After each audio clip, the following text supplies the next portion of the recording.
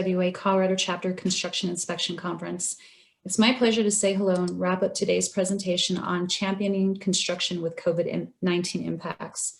Before we get started, we'd like to thank our sponsors for support of this virtual conference. And this includes the Colorado-Wyoming chapter of the American Concrete Pavement Association, Colorado Barricade, the Colorado Ready Mix Concrete Association, and Cutlery Paving. We'd also like to thank our chapter administrator, Pamela Weimer, because without her, this event would not have happened without her support of getting this event organized for us. At the end of today's session, for those of you that will remain logged into the conference, we have gift cards available from our sponsor. And Pamela will be drawing names randomly from the attendees that are online.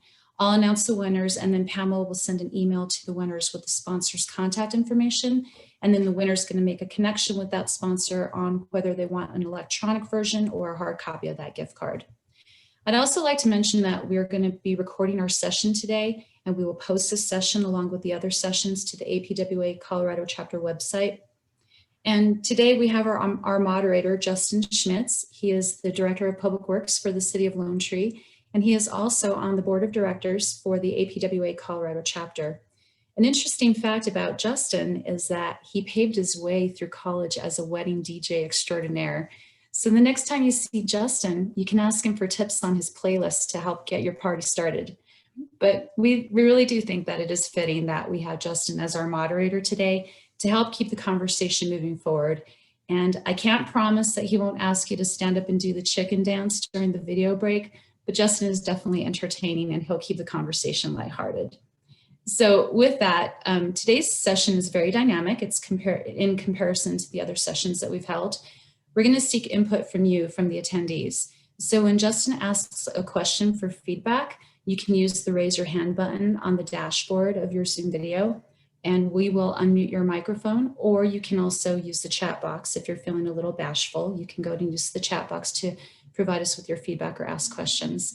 So without further delay, Justin will introduce the panelists for our sessions. Thank you so much, Justin. Yeah, thank you, Wanda, for that great introduction. We, like you mentioned, I think I forgot to mention I'm a retired wedding DJ, Wanda. I think we forgot that little piece of it, but yeah, it was certainly a fun experience. And I think we're going to try to make this, just like Wanda mentioned, an interactive process today, and try to get some feedback from everyone who's on this call today to kind of help us guide through this very challenging issue that we've all worked through.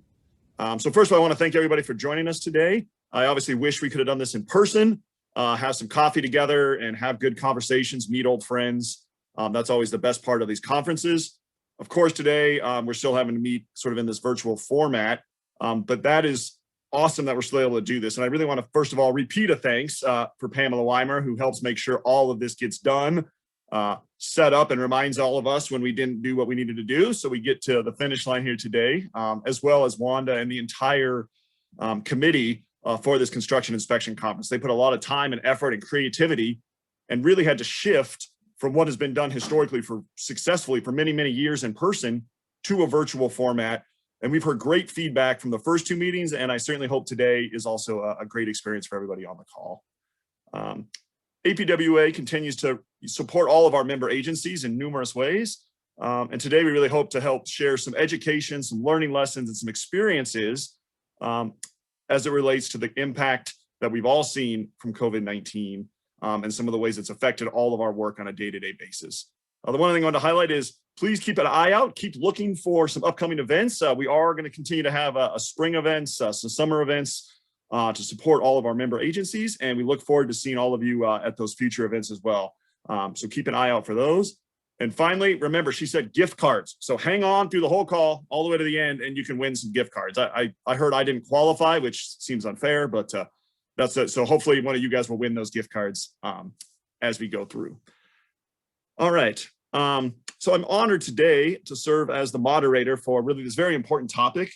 And we're blessed to have several amazing leaders from all over the metro region to help share some of their experiences, as well as to answer questions that you all have that maybe will help your agency or your jurisdiction to learn things, or maybe be able to apply some of these creative ideas that have been developed by other people.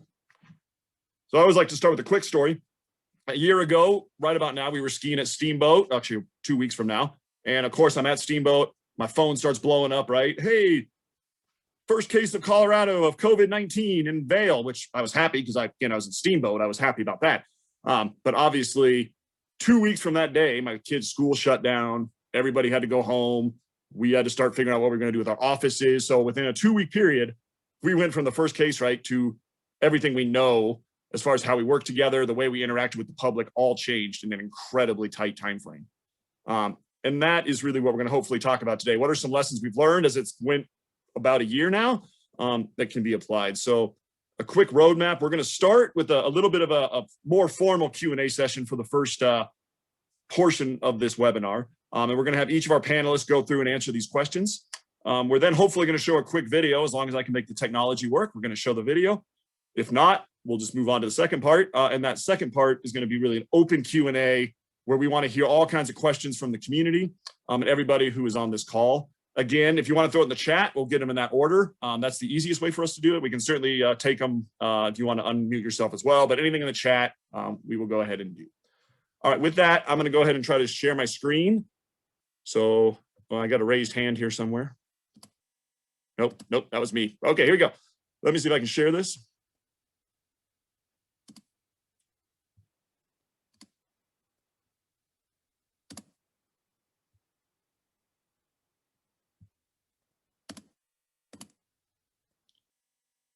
All right, panelists, can you see that? Can everybody see my PowerPoint up? Great. Okay, so again, today we are going to be talking about championing construction with COVID-19 impacts. Obviously, a lot of industries were able to modify how they worked, go fully remote, sort of shut down and change the way they worked. Public Works is a little different. We had to have continuous people out there making sure the community was safe, making sure actions were happening, making sure our roads were maintained, snow was removed, and all the other things that Public Works does. There's no way to stop that. And that is where I think the Public Works agencies around the country, and especially in Colorado, really shined in these most challenging moments. So again, we have three panelists that are joining us today. I'm going to introduce each one of them on the next slides. And I'm probably going to mess up names because I do that with last names. But so we have Ryan Germuth with City of Castle Rock, Darren Molander and David with City and County of Denver, and David Hunsinger, who is with Matrix Design Group. So a quick introduction of each of our panelists. So first, Darren Molander, he is an engineering supervisor in the Construction Engineering Right-of-Way Services Department with the Denver Transportation and Infrastructure. Again, for those of you who don't work there or didn't know, that's was Denver Public Works with a new name about a year ago, still serving all the functions of Public Works, plus a focus on transportation and infrastructure. Darren's worked for the City and County of Denver for 20 years in land development, wastewater utility, environmental planning. Before that, he worked 10 years as a private consultant. And one very interesting fact, which I was very impressed with, he got a chance to tour the artifact vault at Mount Rushmore with the National Parks Director. So that's a pretty unique story and reminds me of the movie, National Treasure, where they went and found all these things. So if anyone has a question, maybe you can ask Darren that in the meeting. What kind of treasure did he find in there? That would be a reasonable question to ask him. Okay, our second panelist today is Ryan Germuth. He is the Assistant Director of Public Works for the town of Castle Rock. Again, we work a lot in partnership, being in the city of Lone Tree and city of Castle Rock in Douglas County. We have a lot of partnerships, a lot of great ways that we work together. So I want to thank Ryan for being here today. Thank you very much. Ryan's interesting fact is that his wife and him climbed 13 14ers in the year 2011. That's right, 13 mountains in 1 year. He said then his kids arrived and that pace slowed to about 0 to 2 a year, which makes a lot of sense. I think we've all been there who have children. You're like, okay, this really reduced my number. So, but it still sounds like you're getting out there, Ryan, and getting those mountains climbed. So that's great. And our last panelist, before I kick it over to them to start talking, is David Hunsinger. He is the Vice President and Director of Transportation for Matrix Design Group Incorporated. I worked with David a very long time at the City and County of Denver and had a lot of great experiences working together. So I'm very glad that he was willing to join us today. He worked for the city and county of Denver for 30 years. That's right, 30 years. He doesn't look that old, but that's that 30 years, which is very impressive. He also is an amazing soccer coach. So he has coached all levels of soccer, including all the way up through high school. And he's played soccer in a tournament in Germany, which I think they did pretty well. He represented the USA team in a team in Germany. So we have not only a very good professional panel, but all kinds of amazing experiences they've had that they're bringing to the table today. So with that, I'm going to stop talking and we're going to kick it over to the panelists to start asking. Again, what we're hoping to do today is have a few quick Q&As for these first two questions. And then we're going to open it up to all Q&A for anyone. We hope we get a lot of questions because we're going to have about 30 minutes to go through all of those and would love to hear from everybody. So our first question, and we're going to go in the order that you can see on the screen here, start with Ryan, then we're going to have David and then Darren. But Ryan, would you please share with everybody on the call, what were some creative ways that you were able to maintain and build your team morale during these past few months? Yeah, thanks, Justin, and thanks for everyone joining the call here today. So one of the challenging things about maintaining connection during the whole COVID pandemic has been the team morale. We have some staff that are working remote. We have some staff that are here in the building every day, out in the field doing the work, and so it has been challenging to maintain the connection with the team. Some of the things that we have done, I mean, early on in the pandemic, some of our divisions, some of our sub teams were still getting together regularly with their staff meetings. They were being done via virtual platform, which we use WebEx here at the town. But that helped in just having that initial connection there in the early months to be able to see people's faces and get together and talk about what's going on, challenges that people are experiencing, and talk through ways about how to overcome those challenges. Some of the ideas I wanted to share though this morning that were kind of the creative ideas about morale building, team building, and we haven't implemented all of these. Some of these have been ideas that either didn't get off the ground or are in development right now of getting off the ground. One of our groups actually came up with the idea of doing a socially distant scavenger hunt around town as part of a team building activity. Kind of think about Amazing Race style, where the group was subdivided into teams of 2 or 3, get together, go out and do a scavenger hunt, which I thought was a great idea, to be able to have the group get together, be outside, like I said, in a socially distant fashion. So that was one of the things that was an idea out there for team building and morale. Then a couple of others coming out of our maintenance side of the house. And these are pretty recent that we've just been talking about getting these set up and implemented.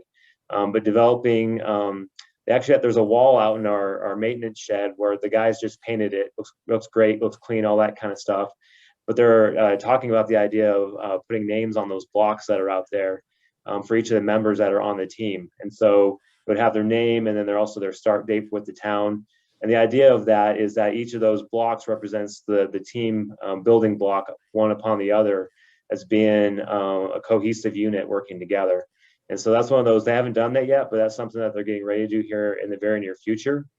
And then one of the other things I wanted to mention from that group as well is that they're putting together a flag for the group, for the team. And each of the members of that team are going to sign their name on that flag. And at the end of the year here, it's going to be one of those things where the group is going to vote who their employee of the month or employee of the year is, and they're going to give that flag to that team member that's voted as the employee of the year. And so I thought that was a great idea as well, because it kind of goes back to some military ties a little bit, kind of a military kind of a background some of the guys have in that group. But it's a great team building recognition type of a thing that those guys have come up with.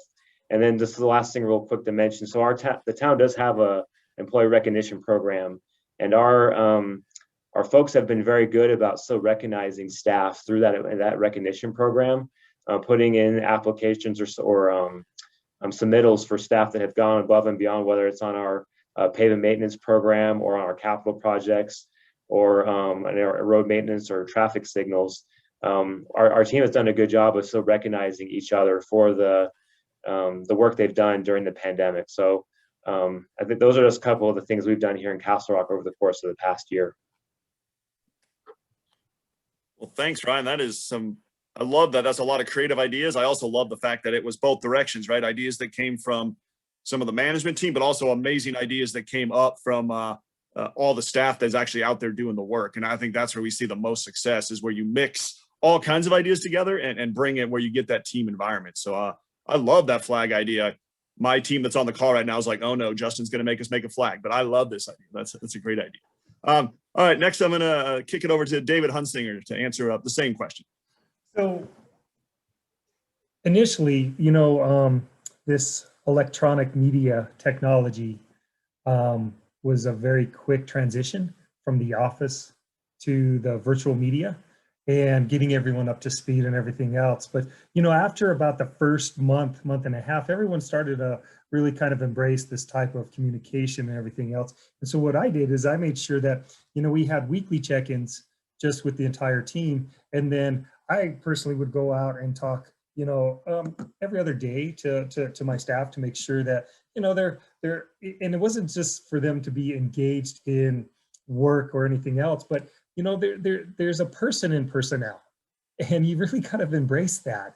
And it's really easy to start to share your experiences because everyone else is dealing with the same issues too, and talk through them and stuff like that. And it was really important to kind of ground yourself and understand where they're coming from too. Hey, I don't have enough bandwidth because, I have two others on Zoom calls and my wife's on another call, and understanding on how that works. And, you got to tell your kids, no gaming, no watching movies from 8 a.m. to 4 p.m. You can't do that because you're killing us.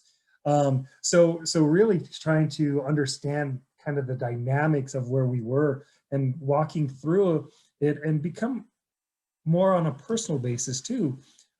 What that allowed me to, since I just moved from Denver to Matrix last November on 2019, I got to know my staff.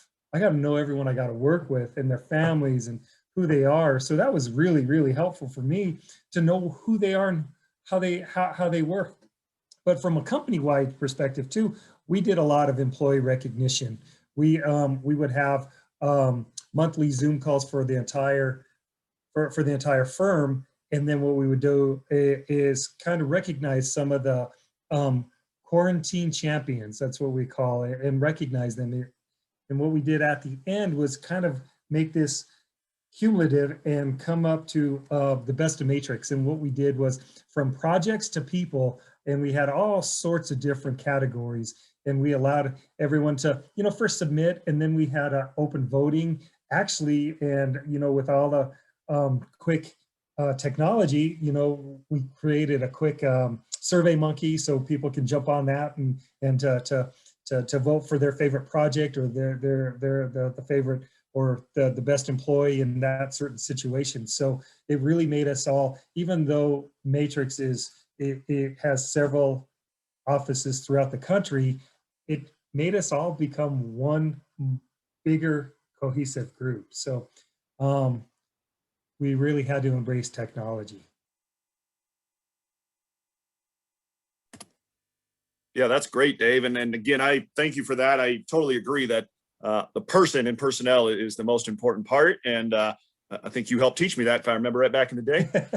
But also, I think that, it's really important to see that local jurisdictions, and this is why we have somebody representing the town of Castle Rock, city of Denver, the private side. We all had similar experiences and can learn from each other. And we're all in this together as we move forward as a public works agent, as a bigger public works agency within the metro area. So thanks, Dave, for that. And to finish this question off, I'm going to kick it off to Darren to close us out on this one, and then he gets to start us on the next one. So he gets to talk for a while. So Darren, would you help talk about some of the creative ways you were able to continue to build the morale at the city of Denver? Yeah, so see, now this is a inspector kind of focused conference session and breakout. In all honesty, we, I guess, have some mantras within the city and county of Denver. And one of the elements that we do is we really support our employees and their career development. And then also what we want to do is incorporate innovation into all of the activities that we do on a day-to-day basis.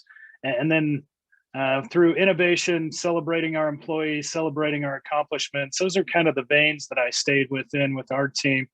And you know, kicking it off, we had no idea what was going on. We had a lot of remote stuff going on. Everybody was in lockdown. You know, could we work? Could we not work? Is development going to stop? It was a pretty scary time.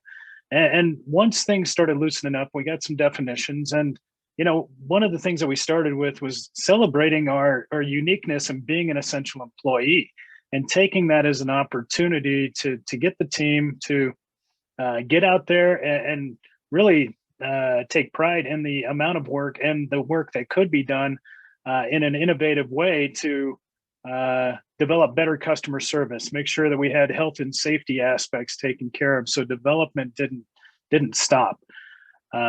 We put together methodologies for health and safety training. We got everybody on the team together, asking them, you know, consistently, what are you seeing? How can we benefit you? How can we keep you safe? How can we keep developers safe?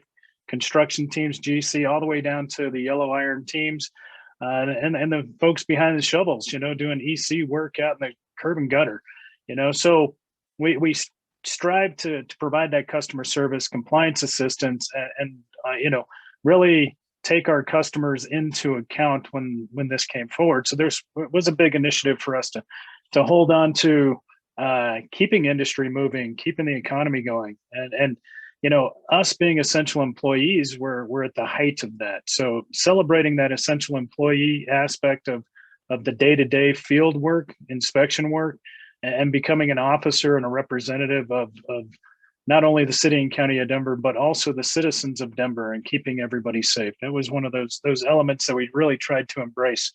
And then, you know, of course, we always did team happy hours and those kind of things, just to, you know, kind of keep that a semblance of a team. As the year went on, what we found is that essentially we were challenged with the technology aspect. Once we got over that hump, then we got into more of a systematic methodology and started delivering those services as the economy started moving again, people got back to work, and now traffic started again and those kind of things. So and then what we learned from those activities throughout 2020, we took the ups and downs of the situation and started developing some tools, and we'll go over that in the next section, to one, also invest in our people.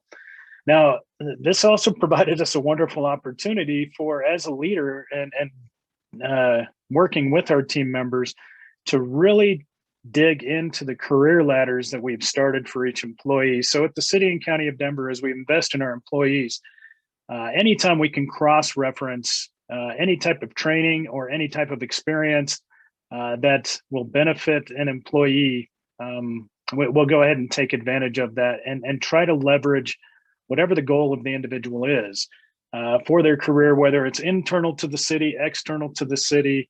You know, I want my team to be on a path to continually improve and become, you know, the individual or the employee, or, you know, on that career path that they want to be on.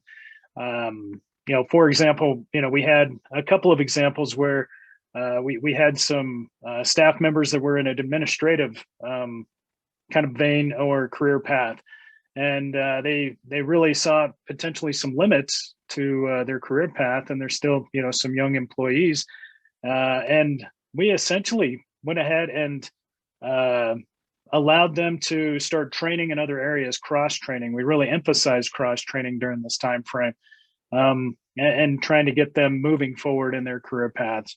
So those are some of the things that we really looked at as really ways to keep people engaged, keep them connected to the team, and then really strive for a continuation of their position and where they would like to be within their careers. And I found that we did get some pretty positive results from this.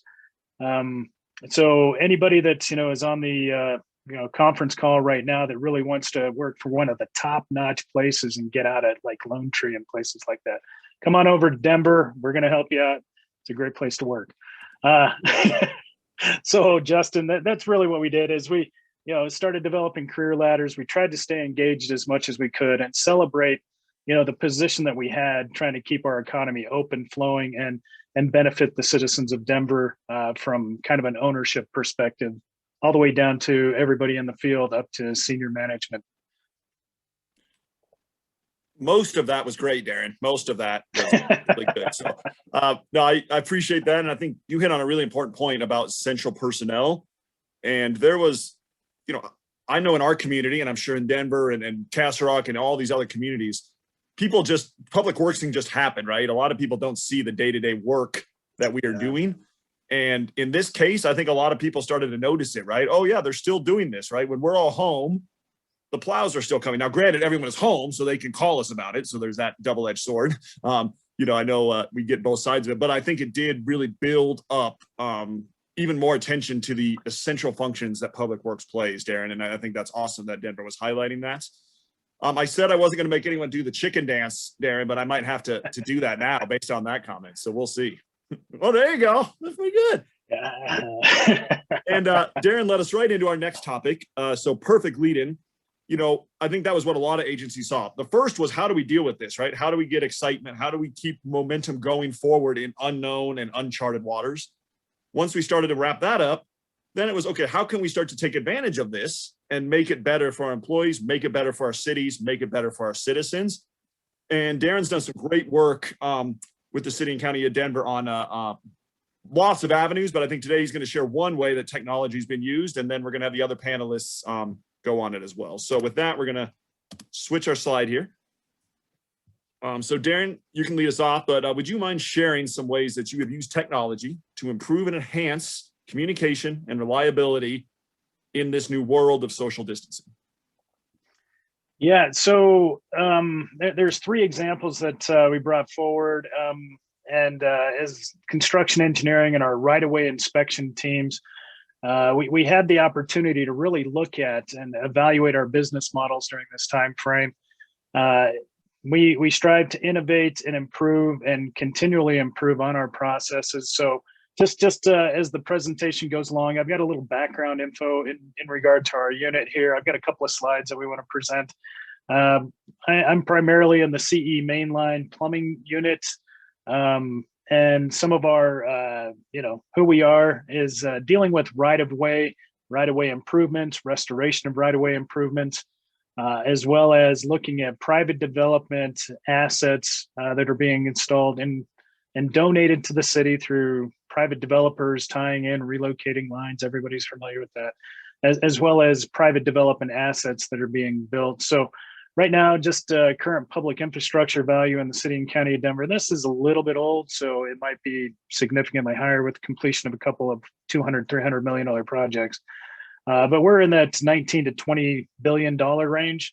When we're looking at surface features, probably about $7 billion at this point. Our sanitary infrastructure is valued at about 3.9, and then 8.4 for storm. In private development for wastewater only, we oversee roughly $48 million worth of infrastructure that is being built today. It's pretty much a 60-40 split. 60% is private development. In order for that private development to occur, they've got to build public infrastructure.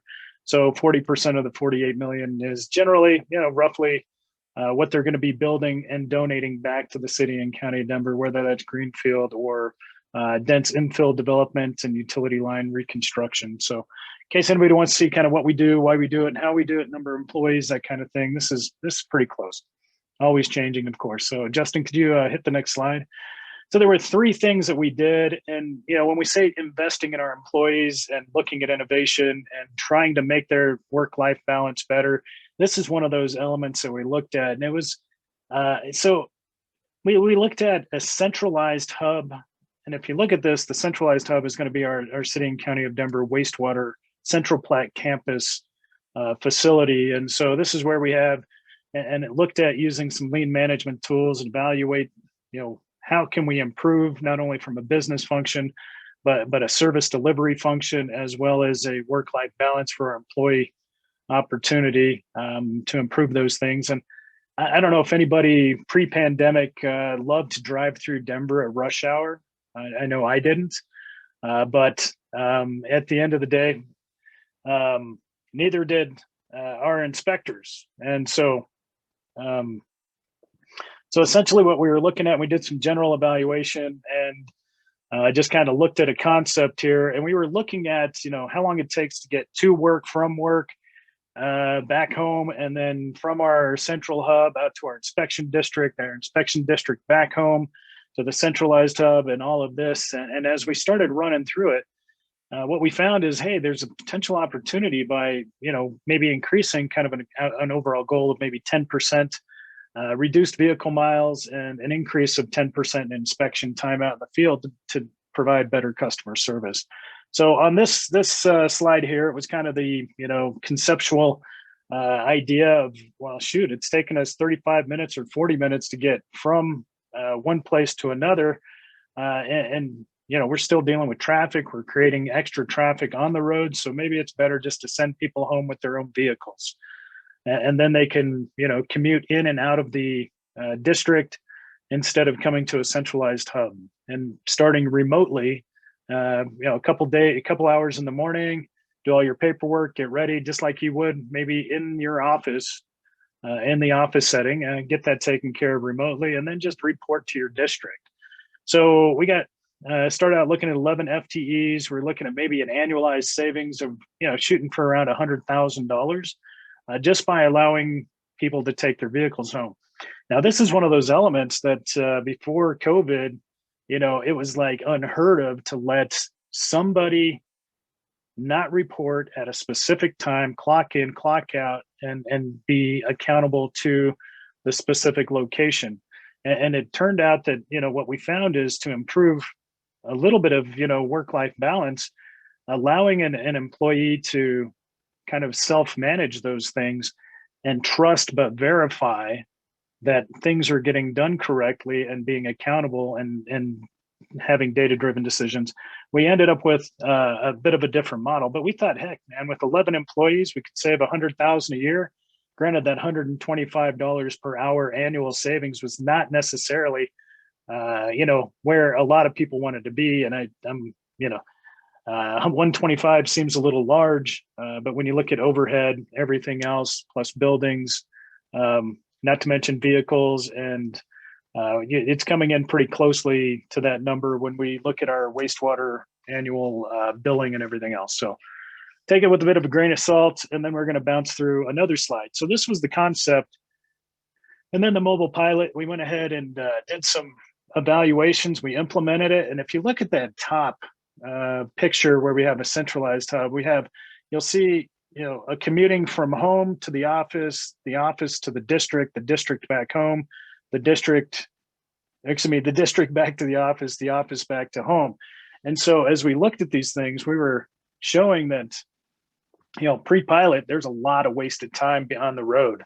And then we went through the exercise of evaluating the current state versus the future state. And through all of that, we saved, roughly $53,000 per inspector. That's using a $35 per hour cost. So the original one, calculation came into, using $125,000. So really, if we even doubled that, we're looking at $100,000 to $150,000 in savings for 14 field inspectors. So if you take that, multiply it out, that's great. So that's the business end of the gymnastics here. Ultimately, what we found is that the work-life balance, the quality of the inspections being conducted, and the level of inspection time in the field providing customer service and compliance assistance, whereas historically we'd come out and say, nope, that's wrong, replace it. If you have a problem, call somebody else, right? And that would be us engineers, and then we'd have to argue about replacement and rework. So by getting out in the field, being out there more frequently, more often for longer periods of time, and then reducing that overall commuter, just say frustration from the centralized location all the way back to the home, we found that the inspectors are in the field providing a higher level of service and really a higher level of pride in the work that they're providing. And they end up with a reduced amount of frustration as they, try to deal with getting home, picking up children for young families, making sure that, you're not sitting in traffic for an hour and a half a day. That's just wasted time and effort. So this is one of those elements where we tried to incorporate innovation, investing in our people, work-life balance, and ended up overall with some hard dollar savings, reduced carbon emissions. I mean, we're looking at 2,000 pounds a month of reduced carbon emissions. So there's all these ancillary benefits to these pilots, but this is something that we adopted and kept. And this is one of those benefits during, this would be a business tool or evaluation that we implemented during the COVID restrictions, and just currently are going to adopt here on out in more of a hybrid setting, because one of the elements that we have also found during COVID is now that we have the disconnection from the centralized hub and the team and it's more remote, it still doesn't suffice for that interaction between the teams. So we're going to have, that's our next challenge, is trying to figure out how to take these models and get our teams on board and then start meeting a little more in person and keeping that team element together. Because I think when you look at inspection teams out in the field, most of them thrive on being together as a team, being able to bounce ideas off each other, just being able to release a little bit of stress, and then also learning from everybody else's, successes and challenges. So this is one of those elements I could keep talking about forever, but great thing. Now we got another tool that we developed over this period. Go ahead and flip to the next slide, Justin. And it's this dashboard concept. So when I said we got mobile inspectors out in the field and we want to evaluate, trust, but verify that the work's getting done, and let everybody have the ability to kind of manage their schedules, get to their sites, and take care of their active construction. This is another example of a monitoring tool that we use for both management and inspectors. And this was developed and launched this last summer. So basically what this is it's our project data. Everybody sees the little pins on the map. And this is what the concept was, is, everybody gets a map. You get your inspector district. Here's all your live projects. You hover over the pin and it pops up the information for you. And then it gives you all the links to the data and where to get all your information and when you had the last, inspection and what the status of the project is. And then the concept was, as time goes on, when something new came into your district, then it would maybe represent a different color. So then you would know it's coming into your workflow, but it's not quite there yet. So maybe as you're driving across town, you stop by, take a look, become familiar with it before the pre-construction meeting. Those kind of things, those ancillary benefits. So this was the concept we looked at, and then we went ahead and moved forward with an Esri app. So go ahead and bounce to the next slide, if you would. This is an Esri tool that we developed. So you're going to see pie charts and information on active projects on the left. And then you'll notice down in the center map, Denver with various colored dots. And so this is an inspection district. If you click on anyone, and this is an active map that we developed through an Esri tool, through ArcGIS. And essentially what it does is it pulls the data out of our inspection tool, and we use Acela as our inspection data map, or data collection tool for all plan review, all the way through inspection and workflows, those kind of things. Some people use it, some don't. Everybody has a little bit of a different thing, but worked with our IT unit, and they pulled together this, what I call a map board. So it's a map of inspections, inspection districts. This one here is, it got highlighted in the upper right. You can see a Guerrero with 50 sites. So he's got a total of 50 projects under his belt. Here's the distribution of those projects. And you'll notice red, green, yellow, and then a highlighted blue box on one of the projects. So the cool thing about this map is you can break it down and drill down into inspection, inspector status, and how long it's been inspected. So you're looking at key performance metrics and whether or not work is coming into the district. So it's kind of a cool tool, one for us, so we can verify that inspections are being done at a minimum on a 7-day basis for any active development project that's under our helm. Likewise, if it exceeds the 7 days, then it turns red. And then if they're visiting it once a week, it may get into 8 days, 9 days, but generally it's within 7 days. So this is probably not reflective of actual work status. If it's approaching the 7 days, then it starts turning yellow. So then the inspector can say, hey, oh, I haven't been there. I spent too much time over here. I need to focus on some of the other projects. And then once it's inspected, it turns green. Okay. So this is just a way for us to just quickly look at, are the inspections getting done? Do we need to, send in more staff to support, this individual inspector, some of the districts, those kind of things. If something's coming into the workflow and we have a question about it, I can see it on the map. And then if you see the little blue square there on kind of the north central portion of Denver, any one of these dots you can click on and it brings up all the project information there, plus the last inspection. So you can scroll through the project inspection, have a quick update. So from an administrative standpoint, it's great because I can make sure things are getting done. If I get a quick question and somebody's trying to ramp up because, we have some developers that believe they have political pull, then they have the ability to, ask a question about it. We can pull the information up and we can explain why the person with political polls project has been shut down because, well, they were missing many, many things, and or maybe there's an opportunity for us to look at a specific project and help them out, or if something's falling behind, well, that's when the compliance assistance piece comes in. So this is just one of those mapping tools. When we went to the mobile pilot or mobile inspector program, this was one of the tools that we developed for the inspector as well as management, so we can have clear, transparent understanding of what's going on out in the field. And if someone's getting behind, we have the ability to throw people in. If somebody's ahead of schedule, and they're, then we know we can pull resources and make sure our level of customer service or work balance and staffing balance is even. So that's just one of the tools that we used, and that's what we developed and launched this last summer. So a bit of fine tuning going on, but at the end of the day, it's a pretty cool tool. And then let's go to the next slide. There was a third thing that we developed as kind of a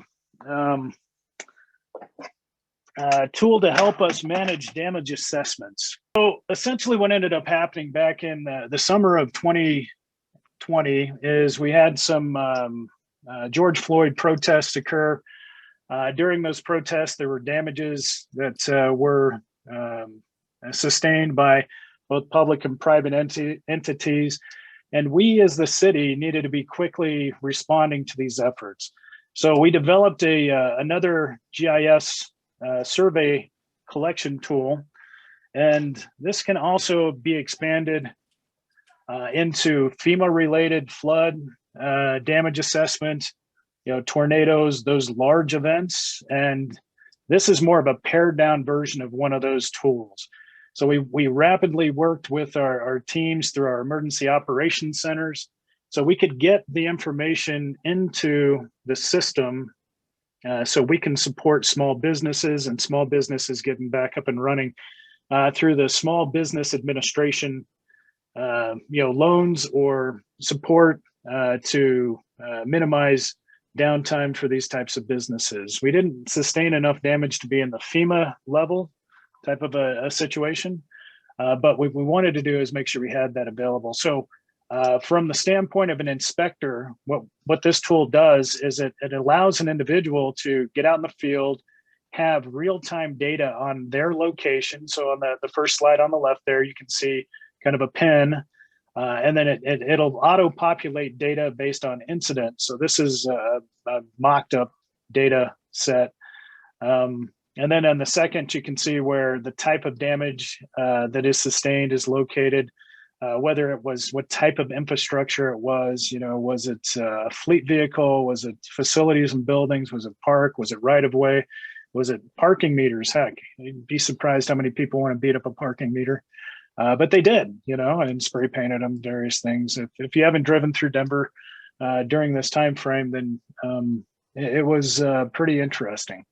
So then you get to the third one, there's more data sets, more information on who collected it, and also cost estimates. So this was real-time data collection, simple, that could be done in the field on a personal device. Now, go ahead and click to the next one here, Justin. So that was the easy part for, and trying to get the inspectors a simple tool, come up to speed, that essential employee, got in there, got everything taken care of in a quick manner.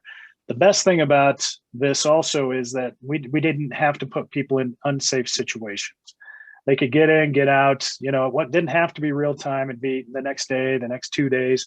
And we could, make sure that areas were secured, those kind of things, and collect data. Now, the thing is, it automatically feeds into data tables. These data tables collect the information. They're able to report out in not only a data table, but also a report format, you'll notice to the right. And then we built a dashboard with a map feature. So then we could zero in on specific locations, what the damage was, and then this also tied to a picture.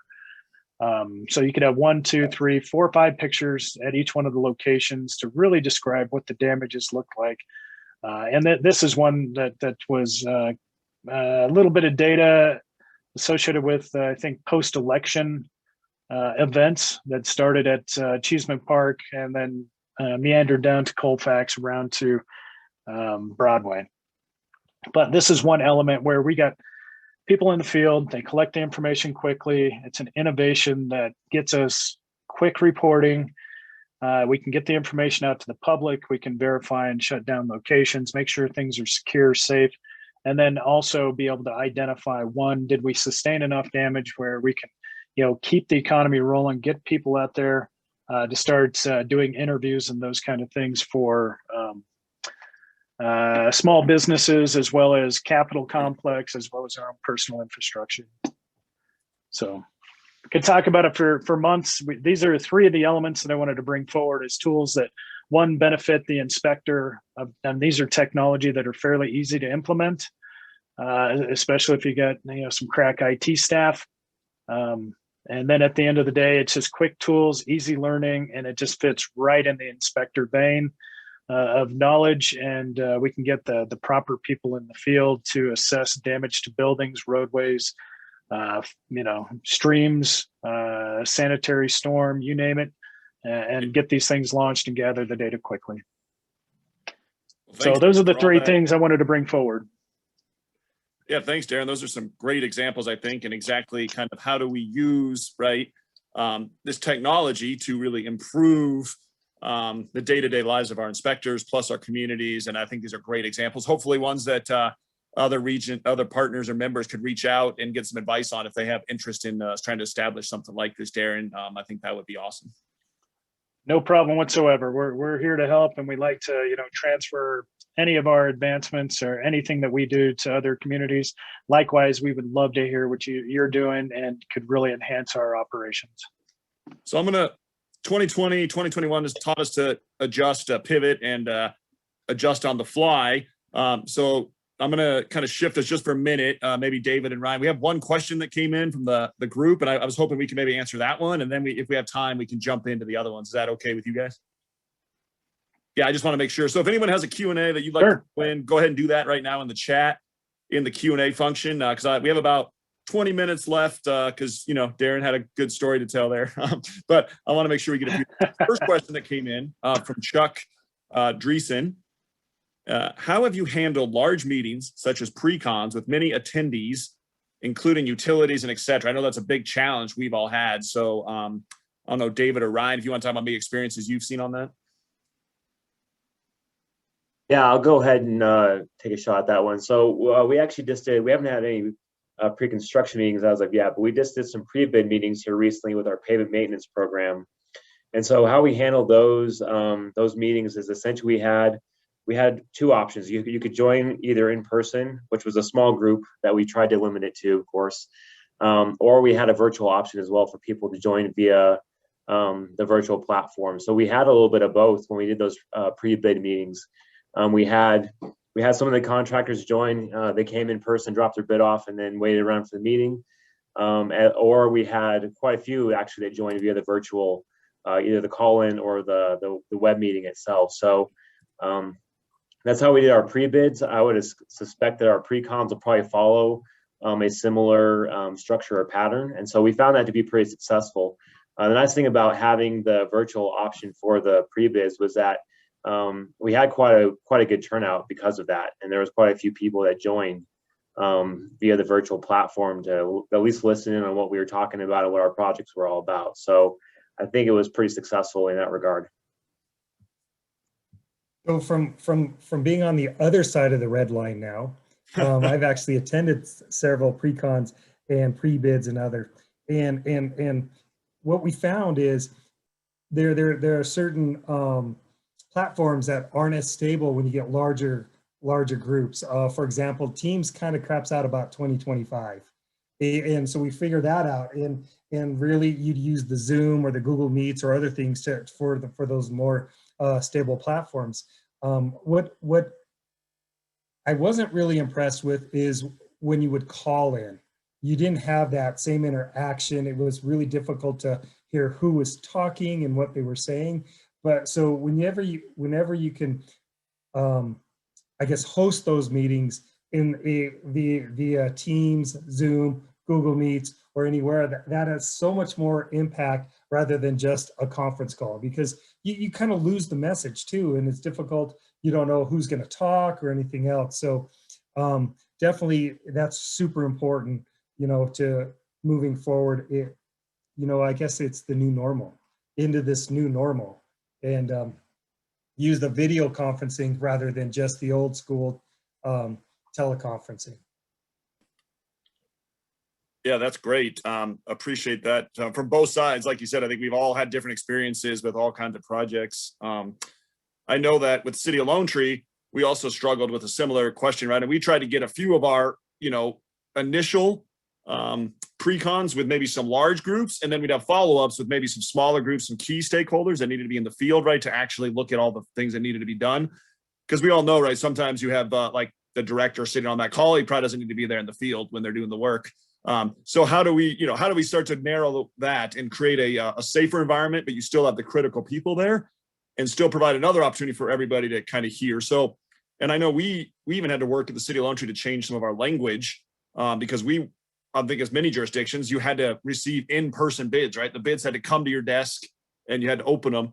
Well, obviously that was a challenge when all the facilities were closed. So we worked to open up opportunities for people to submit electronically through BidNet, and it's worked incredibly well for our team and process, and really allowed us to be even more flexible. So again, something that probably was long overdue, but we enacted it, right, because of these things that happened. And I think there's a lot of examples like that. We do, so again, the Q&A is open. If anybody, we had that one question, does anyone else have one they want to throw in there? We'd love to answer them.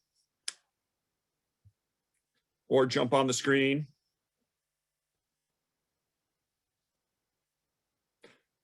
All right, while other people are thinking about those open Q&As that you may want to ask, I'm going to go back to Dave. And Dave, if you want to highlight kind of like what Matrix was doing on the technology side to help implement some of these changes, if you would. Yeah, although my presentation isn't nearly as long as Darren's. Informative though. So what we really embraced, especially with our field teams, is social distancing was super critical, and you're just out in the field, but we used these things and literally were able to walk with the inspector or the project engineer and go through the problems out in the field. I mean, and by sitting just at our desk at home, or even sometimes in the office, and being able to review the plans and seeing how it's working, and really just have that real-time video and conversation with just not the our inspection staff or the project engineer, but with the contractor, and really being able to work through things and have all of the resources right at our fingertips to figure out and give them real-time answers so we don't delay anything. So really embracing the video functions, the chat functions of all the new technology we're having to learn, and being able to walk in the field with your staff, a few miles away. And for me, it was several hundred miles away because we were working on a project in Arizona, and the project engineer was walking down with the project inspector from ADOT and the contractor. And so I'm sitting here in Colorado, being able to attend a meeting, a couple hundred miles away, or a couple thousand miles away. So that's that. I guess that's the benefits of COVID, though. It has taught us how to work remotely and fairly efficiently. So either here, Arizona, Wyoming, Montana, it's been one heck of a ride. Yeah, thanks, Dave. That's a great example too. I think all of us have started to find these chat functions, right, in MS Teams or these other avenues that have really brought the teams together in ways we didn't have. I know we and my team all have a text function, right, where we can text everybody, and it's been a lot of fun, right? We have all kinds of, as everyone knows in public works, right, any day something crazy can happen out there. So we got a whole chain of just crazy stuff that happens out in the field, and us having a fun time with it, right? So it creates that team environment, that fun, and we're sharing in those experiences. Even if we can't all be in the same place at the same time, we're still able to have those shared experiences in a different way. And I've seen that be a real benefit for my team, and it sounds like on yours as well. Ryan, maybe would you mind to close us out on that question a little bit? Yeah, for sure. Yeah, so kind of what David was just talking about. I mean, our inspectors, when we transitioned to that office staff being more remote work, we had the intention was for our inspectors to be in the field primarily and only come back to the central office when they needed to. And so we were pretty well set up to begin with. We already had some platforms prior to COVID through Cartograph for asset management, as well as Trackit for some of our permit tracking and things like that that we already had in place prior to COVID, which allowed us to be able to, what I'd say, relatively quickly transition to a virtual kind of a setup. Along the same lines, we also implemented essentially contract approvals and change order approvals, and all those kinds of things were done electronically. So as an example, the town as a whole implemented DocuSign during 2020. And so all of our change orders now are going through DocuSign. It took a little bit to learn the process about how to get things set up properly. So it's routed correctly to the right people that need to sign off on contracts and change orders. But that's essentially how all of our contracting and change orders now are processed, is via DocuSign. So like I said, our inspectors have primarily, and especially on our right-of-way inspection side, development side, have been pretty much in the field during the day when they're quote unquote in the office, working from their iPads on their laptops. And so that's worked really well for us. Like it's been mentioned already, it's important to still try to keep that team cohesiveness and connection with people, though. And so that's something that we're still working on to try to make sure those guys stay connected to each other.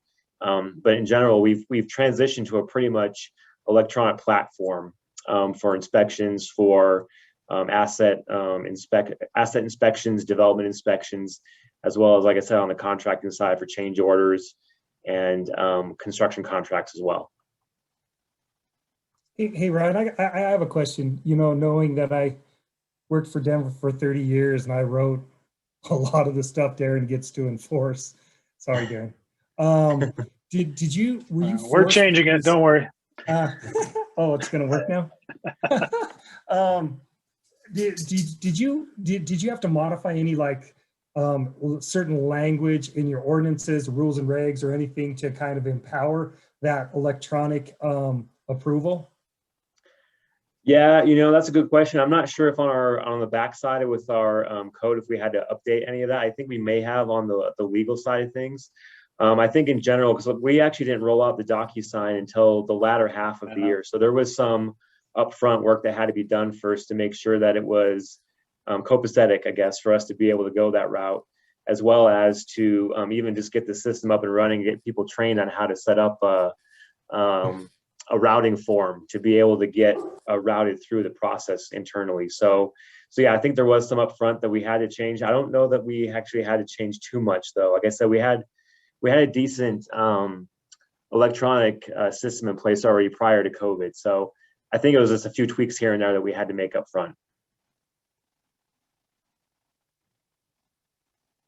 Yeah, I think all of us had to find ways to get creative with our signatures. I know the first time I saw like a DocuWare sign come in, I'm like, what is this? Is this safe? Like, what am I signing here? And although Dave will remember this too, we used to, City of Denver, we got these huge plan sets, right? Full size, and you had to sign your name, like the deck, I mean, it was giant. So it always looked weird to me. So I liked the DocuSign because it was clean and condensed, and it didn't, so, there's the benefits of COVID. That's my weirdness coming out. Yep. But nonetheless, it was true. So Oh, good. We got a Q&A here right at the last. I was just going to throw it out one more time. Let's see if we got.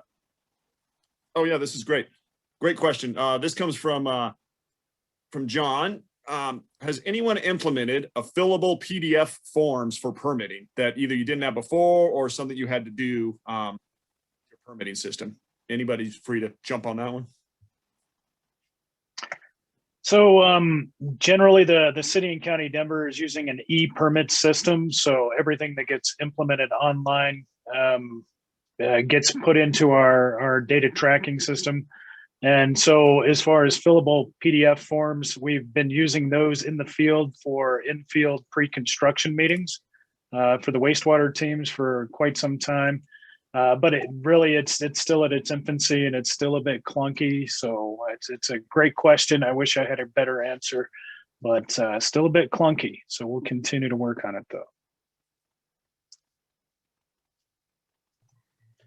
Yeah, I guess I would just add, so like I mentioned, we use eTrack-It here at the town. And so that is kind of an electronic permitting system.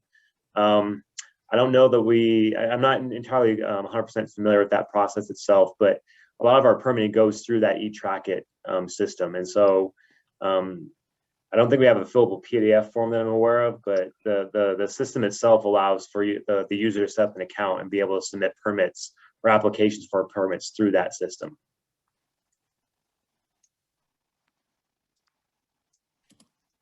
Yeah, I think that is a great question. I know for City of Lone Tree, we had a lot of everyone would come into our office to pick up permits, right? Which was great at the time. You got to see everyone. But as we started to shift this, we found more and more ways to make those kind of fillable permits that you could send back and forth, right? Get them online easier, issue them and pay outside. These are all things that we hadn't really had in place in February of 2020. And now obviously it's sort of second nature to us, but there's a lot of effort that had to happen to get those little things done, as you could imagine.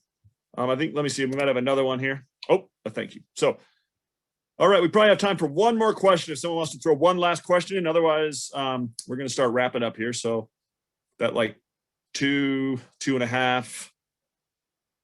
All right. Well, I want to thank the panelists for joining us today. I especially want to thank Dave and Ryan for joining us. I'm not sure about Darren with his comment earlier, but I'm still glad he joined us today. And I'm hopeful that everyone had a great experience today, got to learn something, and look forward to hopefully in an event in the near-ish future, seeing everybody in person and having a cup of coffee together again, because I do miss seeing everybody. I'm going to kick it back to Wanda for what everyone's been waiting for, I think, the gift cards and her amazing closing. So Wanda, I'm going to kick it back to you. Sure, no problem. All right. Well, thanks, everybody. Thank you so much, Justin and Darren and Ryan and David. We really appreciate your time today. And I think I think this speaks volumes, but as demonstrated by our panel today, as public works professionals, we all know that we all shine in the face of emergency. And I think that the pandemic was another example of how we can pivot to not let those emergencies get in the way as a speed bump to slow us down in providing our essential public services. I think for the most part, we rolled up our sleeves and we learned how to adapt and improvise. And I think we all found some new ways to be innovative with technology and with our service delivery moving forward. So I think looking back at 2020 and looking forward to 2021, I think there are a lot of positive things that came out of the pandemic that we can use as lessons learned to continue to provide reliable public service and response with our new normal today. And I think that all of these innovations, with what Darren spoke about and David and Ryan and Justin as well, I think that all these innovations should leave us feeling proud and honored to be part of the public works community, because we can continue to demonstrate that we are flexible to deliver in the time of crisis with, provide our services to our public. So Pamela, she went ahead and informed me of the winners of the gift cards. And the first gift card was provided by our friends at Cutler Repaving. And the winner of that gift card is Frank Main from the city of Inglewood.